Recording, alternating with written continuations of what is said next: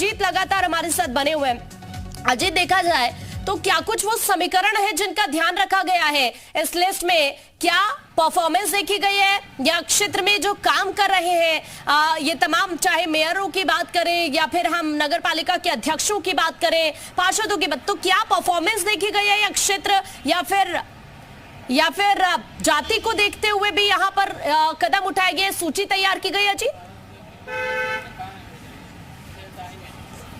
देखिए, बिल्कुल आकांक्षा, जहां पर वर्तमान अध्यक्ष हैं, जहां वर्तमान नगर पालिका नगर निगम मेयर हैं, वहां परफॉर्मेंस देखी गई है। लेकिन जहां जिनको नए प्रत्याशी बनाए गए हैं उनको जनता के प्रति साख देखी गई है, जनता के प्रति छवि देखी गई है। जिनके टिकट काटे भी गए हैं वो भी इसी आधार पर देखे गए हैं। देखिए, बीजेपी हो या दूसरे जो दल हैं, वो सभी देखिए जाति और क्षेत्र के आधार पर टिकट देते हैं। ओबीसी की बात चल रही थी, ओबीसी आरक्षण को लेकर सुप्रीम कोर्ट तक महाभारत हुई। सुप्रीम कोर्ट के आदेश पर आरक्षण सूची बनी, उसे पोर्टल पर भी दाखिल किया गया, उस पर सवाल भी खड़े हुए। लेकिन अब सूची फाइनली जारी हो गई और उत्तर प्रदेश में जो अधिसूचना वो भी जारी है। 4 मई और 11 मई को प्रथम चरण में 9 मंडल और द्वितीय चरण में 9 मंडल, 13 मई को मतगणना होगी। तो निश्चित तौर पर देखिए, परफॉर्मेंस सबसे बड़ी प्रायोरिटी थी बीजेपी की, इसके बाद क्षेत्र सबसे बड़ी प्रायोरिटी थी। और जो उनकी लिफ्ट आई थी, हर नगर पालिका नगर पंचायत मेयर की जो क्षेत्रीय अध्यक्ष होते हैं, जो प्रांतीय अध्यक्ष होते हैं, जो जिला अध्यक्ष होते हैं, 3 नामों की सूची भेजते हैं और तीनों नामों के बारे में फिर वापस रिपोर्ट मंगाई जाती है। तीनों में जो बेहतर विकल्प होता है उस पर बीजेपी अपनी मोहर लगाती है, विचार करती है।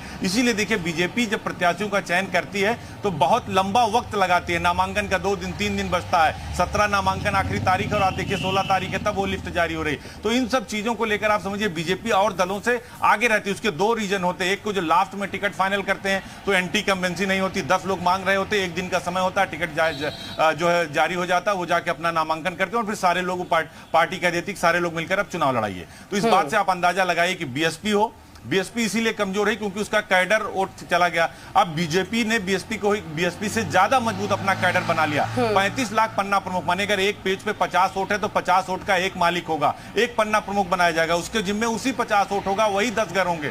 तो ये जो माइक्रो लेवल पर बूथ मैनेजमेंट है भारतीय जनता पार्टी का, वो ना तो समाजवादी पार्टी का है, ना तो बहुजन समाज पार्टी का, और कांग्रेस तो अभी इसमें कहीं दिखती नहीं। उनकी संगठन और पार्टी दोनों उत्तर प्रदेश में काफी कमजोर दिखती है। ओम प्रकाश राजभर जरूर एक फैक्टर है जो समाजवादी पार्टी या बीजेपी को चैलेंज कर सकता है। तो ओम प्रकाश राजभर भी जहां उनके कैंडिडेट लड़ रहे हैं, जहां उनके राजभर और बिरादरी के वोट हैं, वो वहां पर लड़ा रहे हैं। तो देखिए, लड़ाई दिलचस्प होगी। समाजवादी पार्टी लेकिन अजीत, ओपी राजभर के मैदान में उतरने से और अलग से टिकट देने से कहीं ना कहीं इसका जो सबसे बड़ा नुकसान होने वाला है, ये हम कह सकते हैं कि समाजवादी पार्टी और बसपा को होने वाला है। देखिए, बिल्कुल समाजवादी पार्टी को ज्यादा नुकसान होगा। देखिए, क्योंकि मऊ, बलिया, आजमगढ़, गाजीपुर, अंबेडकर नगर, आजमगढ़ ओम प्रकाश राजभर की वजह से 10 की 10 सीटें समाजवादी पार्टी जीती, अंबेडकर नगर की 5 की 5 जीती, गाजीपुर की पूरी जीती, मऊ में भी जीती। तो आप निश्चित तौर पर मानिए पूर्वांचल में ओम प्रकाश राजभर समाजवादी पार्टी के लिए एक बहुत बड़ा झटका साबित होंगे और वो बार बार कह भी रहे हैं कि हमें समाजवादी पार्टी को हराना है। और देखिए, बीजेपी से उनकी नजदीकियां भी किसी से जग जाहिर नहीं, कभी दया शंकर सिंह के साथ, कभी ब्रजेश पाठक के साथ, कभी किसी बीजेपी नेता के साथ। तो बीजेपी से तो उनका याराना पुराना है, लेकिन समाजवादी पार्टी से वो ज्यादा दुखी हैं। अखिलेश यादव को लेकर ज्यादा मुखर रहते। जो नुकसान करेगी ओम प्रकाश राजभर की पार्टी, सुहेल देव समाजवादी पार्टी, समाज पार्टी, वो सबसे ज्यादा अगर नुकसान करेगी तो समाजवादी पार्टी को करेगी। हालांकि अखिलेश इस बात का दावा कर रहे हैं, विधायकों को प्रभारी बनाया, जिला अध्यक्ष बहुत सारे बदले, लेकिन शहर की सरकार में हमेशा यही होता है कि बीजेपी अपर हैंड रहती है। उसका वजह यह है कि वो चेहरा देखती है, वो जाति देखती है, वो पार्टी कार्यकर्ता देखती है और वो पब्लिक के अंदर साख देखती है कि आपकी साख अच्छी होगी तभी आपको टिकट दिया जाएगा। आपकी अगर बदनामी होगी, आप पब्लिक से नहीं मिलते हैं, आप भ्रष्टाचार में लिप्त हैं, तो आपका टिकट काट दिया जाएगा। और ये फार्मूला सिर्फ नगर निकाय के चुनाव में नहीं चलता। 24/7 पार्टी एक्टिव मोड में रहती है। कोई चुनाव छोटा नहीं होता, बड़ा नहीं होता, चाहे वो लोकसभा चुनाव हो या फिर वो शहर का ही चुनाव क्यों ना हो। लेकिन अजीत, इससे तरह में ये भी देखना होगा कि देखिए, जनता भी जागरूक हो चुकी है। जनता भी ये बेहतर तरीके से समझती है कि लोकसभा चुनाव में किन मुद्दों के साथ जाना है, या विधानसभा चुनाव है या शहर की सरकार है तो किन मुद्दों के साथ वोट करने जाना है। ग्राउंड पर आप भी मौजूद हैं।